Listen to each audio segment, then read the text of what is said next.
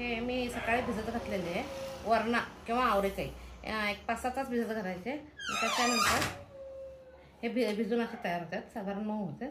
मऊ झाले की असं काढून हे साल काढायचे. असे ह्याला कन्नडमध्ये इतकीच वेळे साल म्हणून कर्नाटकमध्ये फेमस आहे. ॲक्च्युली साधारण मिडियम असतं ते वरणा घ्यायचा. फार कोवळा पण नाही आणि निबार झालेला पण नाही. आणि हे सगळं काढायचं. त्याच्यानंतर फोडणी तयार करायची. पहिल्यांदा हे सगळं मी काढून घेते. अशा प्रकारे होते. रिकाम्या वेळेत काढून ठेवायला लागते. कारण एक 5-6 तास तरी भिजायला पाहिजे. गार पाण्यातच, गरम पाण्यात वगैरे काही भिजत घालायचं नाही. एका दुसरा असं जातं म्हणजे लगेच निघते ते. आता हे पहिल्यांदा मी सगळं काढून घेते आणि मग फोडणी टाकते. आता इतकीच वेळ सार करण्यासाठी मी हे माझं कमी आहे त्याच्यामुळे मी 4च मिरं घेतल्या. 4 मिरे, 2 लवंगा, दालचिनीचा तुकडा, 2च बॅडगी मिरची. आपल्या घरी किती करायचं आहे त्याच्यानुसार आपण क्वांटिटी वापरायची. तर थोडंसं तेल घालते. ह्याच्याबरोबरच साईड बाय साईड जिरे. हे इतकीच वेळ सारला जिरे कंपल्सरी घालायचे. आता जरा छोटं छोटं भाजून घ्यायचं.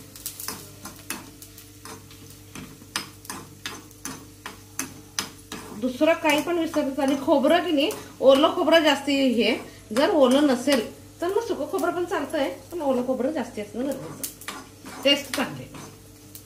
आता हे थोडंसं भाजलं की हे खसखस शेवटी खसखस करायची. कारण खसखस हे होते ना, चिकटली जाते. लहान आहे ही कसुरी मेथी. कसुरी मेथी शेवटी वापरायला येते. आता मी गॅस बंद करते.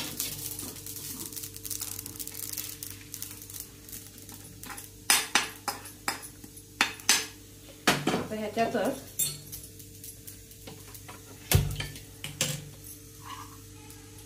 कांदा, टोमॅटो,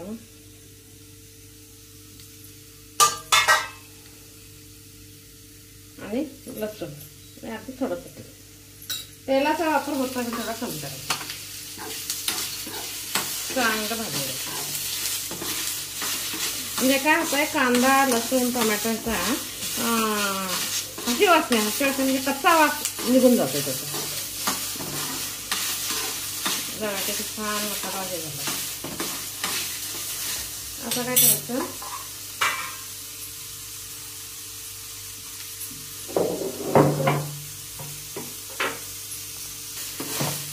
आता गॅस बंद करायचा. पहिल्यांदा ही कसुरी मेथी सोडून हे बाकी सगळे घेते. ह्याच्यासाठी स्पेशल हाच मसाला. माझा अगदी थोडा करता मी मसाला कमी घेतला. जास्त करायचं जास्त मसाला क्वांटिटी वाढवायची. पण खसखस आणि जिरा असणं गरजेचं.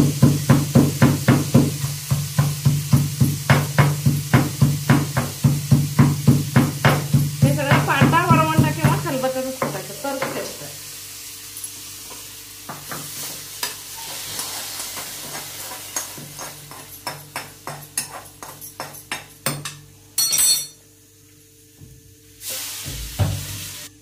ह्या इतकेच वेळेबरोबर पुरी एकदम भारी टेस्ट आहे.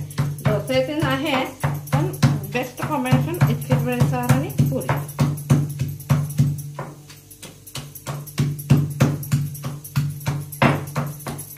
त्याच्याबरोबर पुरीच करणार आहे.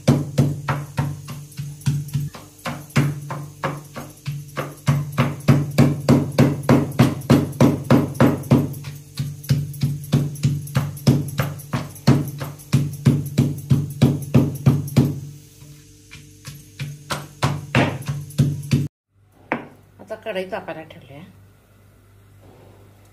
थोडंसं तेल घालायचं. मोहरी, जिरे,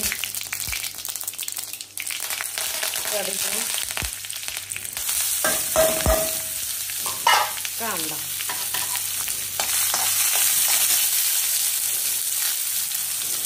हळद,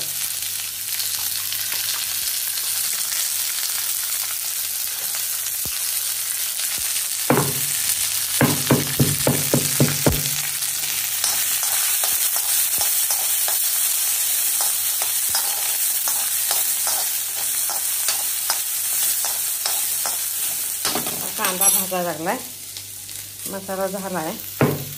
आता काय करायचं,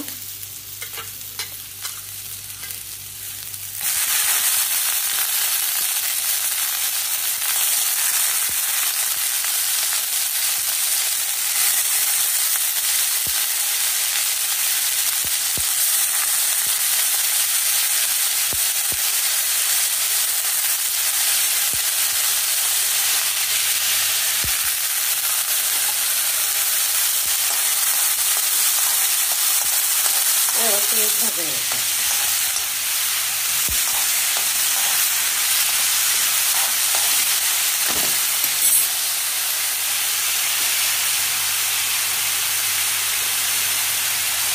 आपल्या चवीनुसार मीठ घालायचं. त्याच्यात आता बॅडगी मिरची पण घातलं, त्यानंतर थोडंसं कमी घातलं तर चालतं. बॅडगी मिरचीला काय तेवढा खास तिखटपणा नसतोय.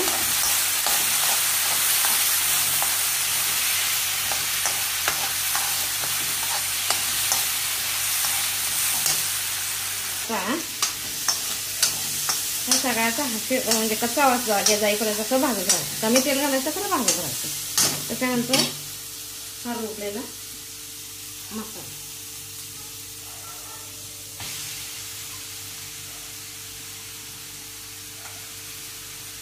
याला मिक्सरमध्ये करायचंच नाही, कंपल्सरी खलबत्ता किंवा पाटावर टाळून चालतं.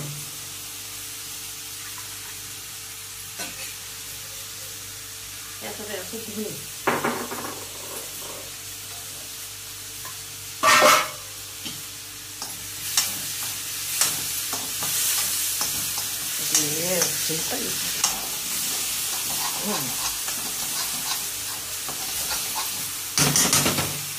आता याचा शोधून घेते.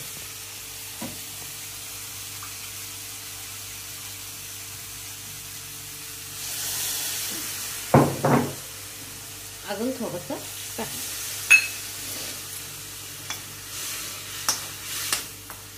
पुरी आणि डोसेबरोबरचं कॉम्बिनेशन अतिशय टेस्टी. मी आज हे झालं की गव्हाच्या पिठाचीच पुरी करणार आहे, मी काय मैदा वापरत नाही. आता ही कसुरी मेथी एवढी घालायची आणि शिजल्यानंतर कोथिंबीर असं हे करून घालायचं, म्हणजे त्याचा फ्लेवर होतो.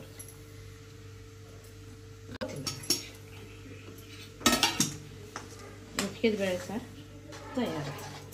माझी रेसिपी असेल लाईक शेअर सबस्क्राईब करा. मी पुरीला तेल घातले, गव्हाच्या पिठाच्या करणार आहे, काय करणार नाही माहिती आहे.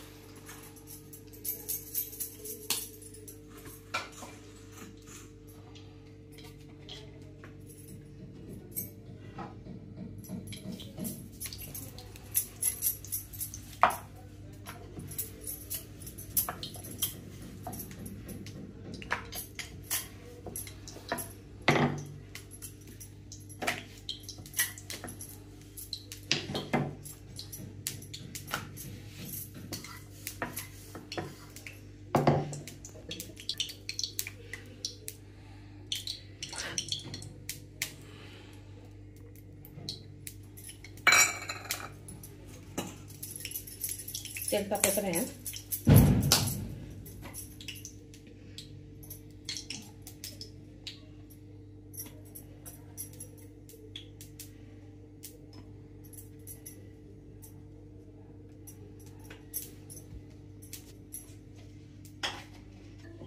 अजून थोडंसं टाकायला पाहिजे.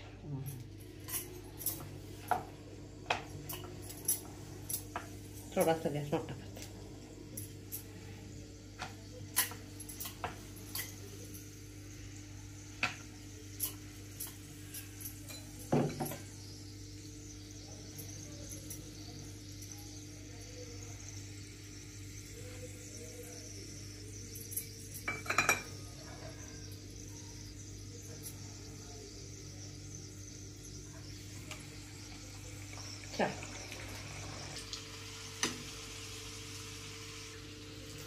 थोडंसं लहान करायला गेलं, जास्त लहान झालं असं.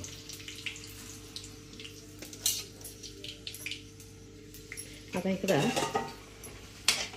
इतकीच वेळ आहे सांबार खाण्यासाठी तयार आहे. त्याच्यात फक्त कोथिंबीर घालायची राहते,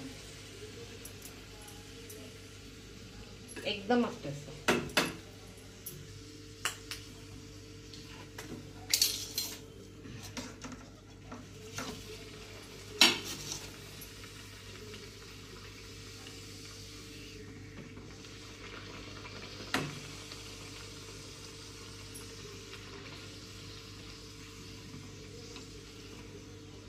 काय होतं, जास्त तेल घातलं की नाही ह्याचं कडलेलं तेल वापरायचं नसते, म्हणून मी लहान कढईत लहान करते, म्हणजे संपू देते. कारण त्यात ह्या तेलाला तेल तापलं की त्याला थिकनेस येतं आणि ते आपल्या आरोग्यासाठी चांगलं बनतं.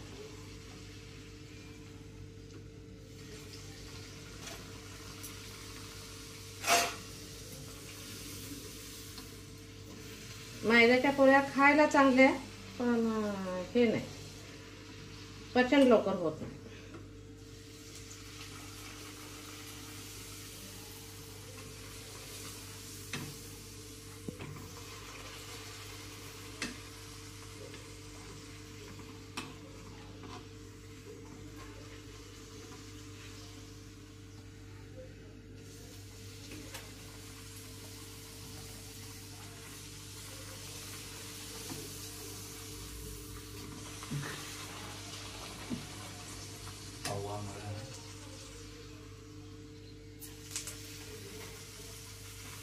कर्नाटक स्पेशल इतके वेळ करी आणि पुरी आणि डोसे ते कॉम्बिनेशन सुपर असते, नाहीतर मग चपाती ज्वाळा रोटीबरोबर एवढं नाही येतं कॉम्बिनेशन. आता गॅस बंद करते.